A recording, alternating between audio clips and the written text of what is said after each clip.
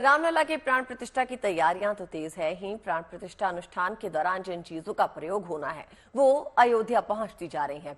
काशी से प्राण प्रतिष्ठा के लिए यज्ञ पात्र आ रहे हैं तो श्री राम के ससुराल यानी मां जानकी के मायके जनकपुर धाम से पवित्र नदियों का जल आज अयोध्या पहुंच जाएगा। इस पवित्र जल से रामलला का अभिषेक किया जाएगा।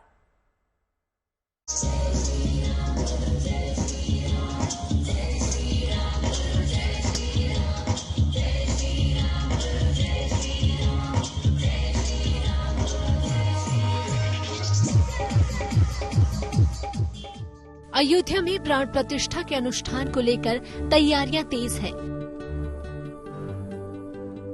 सिर्फ भारत ही नहीं बल्कि नेपाल में प्रभु श्री राम का ससुराल जनकपुर धाम में भी उत्सव का माहौल है।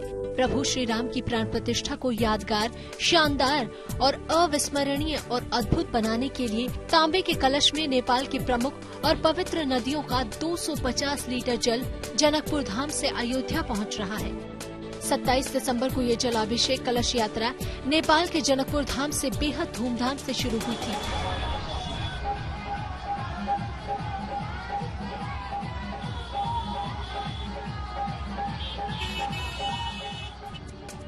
नेपाल से बिहार के चंपारण पहुंचने पर जलाभिषेक कलश यात्रा का जोरदार स्वागत किया गया। भक्त कलश यात्रा के चारों ओर नाचते, झूमते और सियाराम के जयकारे लगाते रहे।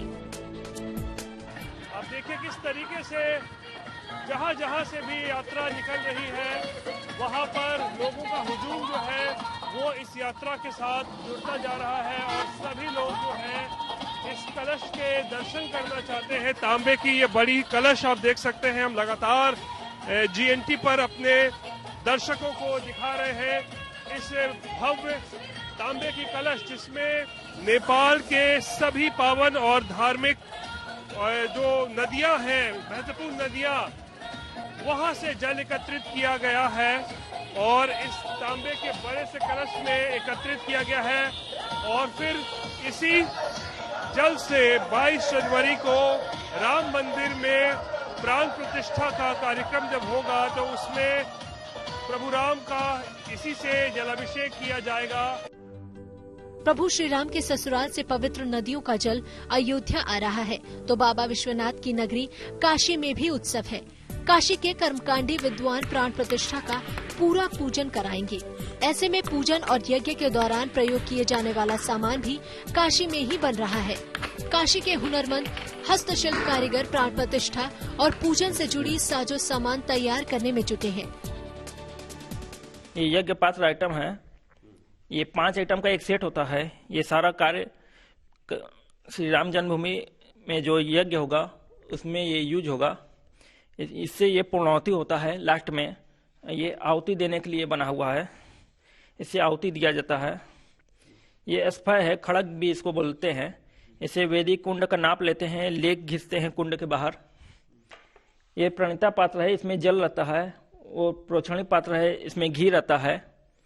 और ये अरणी मनता है, आगे निकालने का यंत्र है। राम भक्तों का उल्लास और उमंग चरम पर है। अवधपुरी में रामलला की प्राण प्रतिष्ठा को लेकर देश भर में उत्सव का माहौल है। राम भक्त अपने आराध्य प्रभु श्री राम के भव्य स्वागत की तैयारी में जुटे हैं। रामेश्वरम से 600 किलो का एक घंटा अयोध्या पहुंच गया है। इस 600 किलो के घंटे को भव्य और दिव्य राम मंदिर में स्थापित किया जाएगा। अलग अलग जगहों से रामनगरी अयोध्या पहुंच रहे लोग इस घंटे के दर्शन कर रहे हैं। रामेश्वरम का ये घंटा रामलला के मंदिर की शान बढ़ाएगा। साथ में रामलला के इस धाम में एक भव्य नगाड़ा भी मौजूद रहेगा। 450 किलो का ये खास नगाड़ा प्राण प्रतिष्ठा से पहले अयोध्या पहुंच जाएगा। अखिल भारतीय डगबाज समाज ने इस खास नगाड़े को तैयार किया है। ये नगाड़ा अखिल भारतीय डबकर समाज की ओर से अयोध्या राम मंदिर में हमें भेंट देना है, क्योंकि समाज की ओर से ऐसा के भी अगर नगाड़ा अपना खुद बनाते हैं तो उसको एक भेंट स्वरूप भी अपने राम मंदिर में देना चाहिए। इसकी विशेषता यह है कि नगाड़ा हमने ऐसे बनाया है कि हजारों साल तक इसको कुछ होगा नहीं। भव्य राम मंदिर में रामलला के दर्शन को लेकर पूरे देश में श्रद्धालु इस बात को लेकर खुद को धन्य मान रहे हैं कि उनके जीवन में उन्हें ये सौभाग्य मिला, वरना कई पीढ़ियां इस इंतजार में ही विदा हो गई। मोतिहारी से सचिन कुमार पांडे और रोहित सिंह के साथ वाराणसी से रोशन जायसवाल, गुड न्यूज टुडे।